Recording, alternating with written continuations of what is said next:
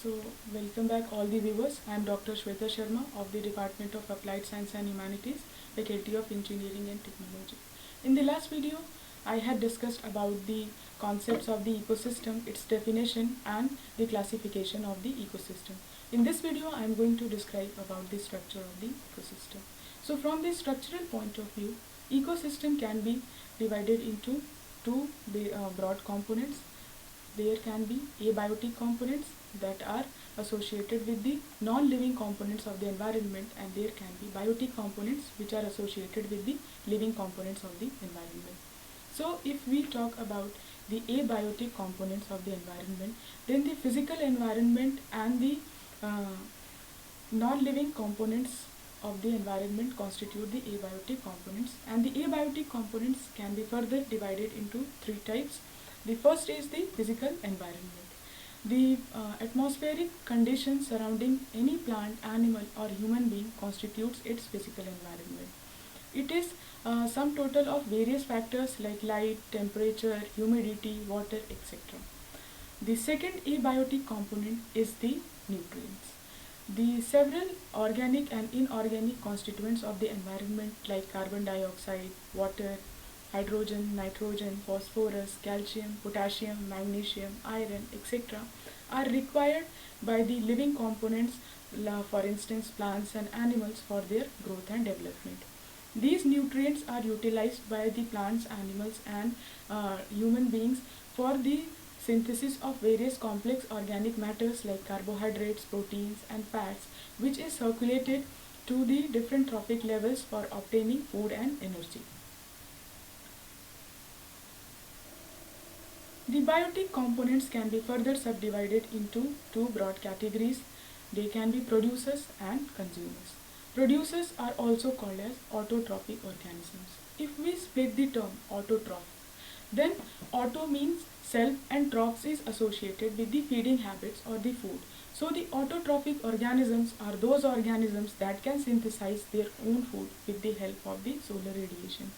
These plants contain a special pigment which is called as chlorophyll, which is present in the chloroplast, and with the help of the chlorophyll they can trap the solar radiation, and with the help of other inorganic constituents like water, carbon dioxide, iron, magnesium, they can synthesize their own food which can be transferred to the next trophic levels to be used and to run the ecosystem.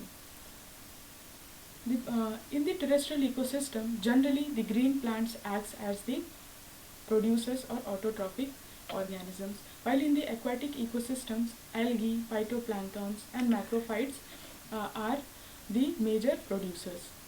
The next biotic component are the consumers.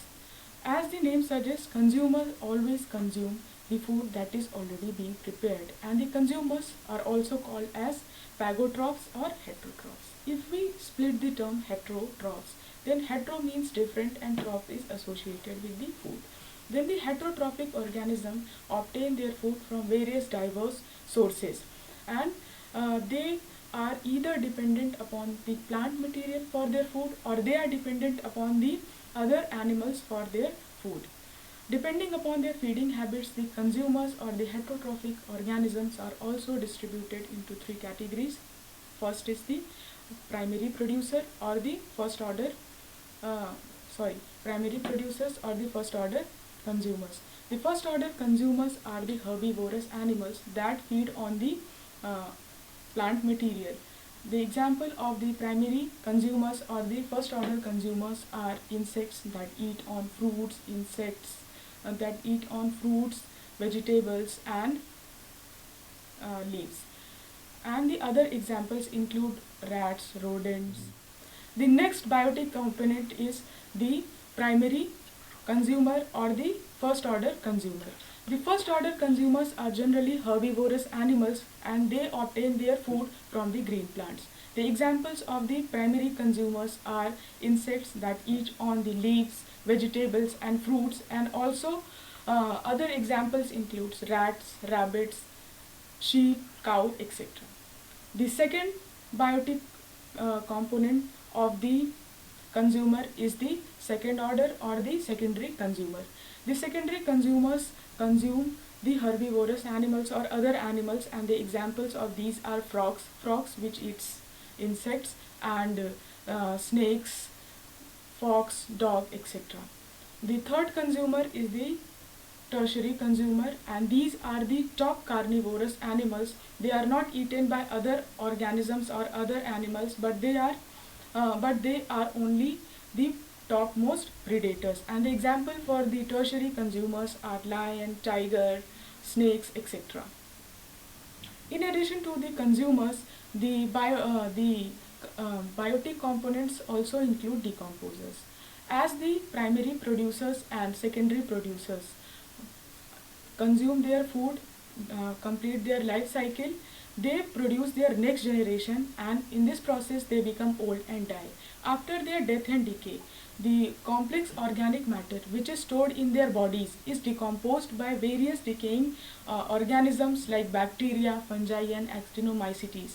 These organisms act upon the organic matter which is locked up in the dead organic bodies, and convert them into simple inorganic substances like carbon dioxide, hydrogen, nitrogen, phosphorus, which is again returned back to the soil, and from the soil it can again be used by the green plants for the preparation of the foods.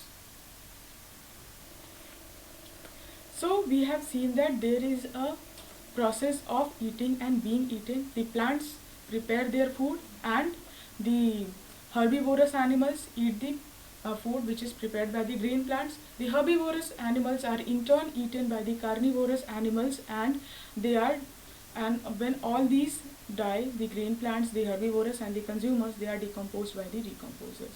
So the whole ecosystem is connected by some kind of feeding habits, and this interrelationship and this interactive process forms a chain, and which is called as the food chain. So if we precisely define the definition of food chain, then the food chain is the process of repeated eating and being eaten by a succession of organisms, by which the flow of energy and nutrients is carried on to the next trophic levels. The example of food chain in a terrestrial ecosystem would include a grass which is eaten by a grasshopper. The grasshopper can be eaten by a frog, and the frog can be eaten by a snake.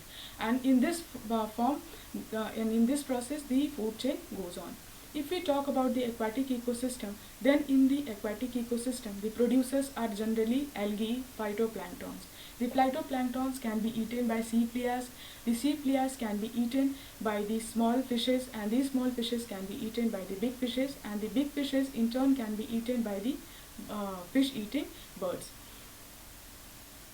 In nature, generally individual food chains never exist. They are always present in some form of association, interlinking, and these interconnected, interlinked food chains form the basis of the food web. So in nature, always food web exists, because if we take the example of a grass is not only eaten by insects, it is eaten by many other organisms. Like it can be eaten by a rat, it can be eaten by a rabbit, or it can be eaten by a cow, or it can be eaten by a sheep. And if we take the example of a rat can be eaten by a snake, but it can also be eaten by an owl in absence of a snake. So we see that all these food chains are interconnected, and they form a complex system, and this complex system is called as food web. If the food web is complex, then we will have a very complex and stable ecosystem. So this is all for the ecosystem. Thank you.